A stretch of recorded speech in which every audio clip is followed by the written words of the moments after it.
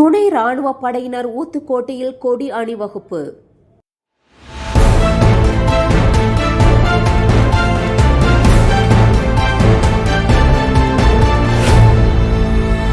தமிழக சட்டமன்ற தேர்தலை ஒட்டி அரசியல் கட்சி தலைவர்களின் சிலைகளை துணியால் மூடுதல், அரசு அலுவலகங்களில் உள்ள அரசியல் தலைவர்களின் படங்களை அகற்றுதல் உள்ளிட்ட பணிகளில் அதிகாரிகள் தீவிரமாக ஈடுபட்டு வருகின்றனர்.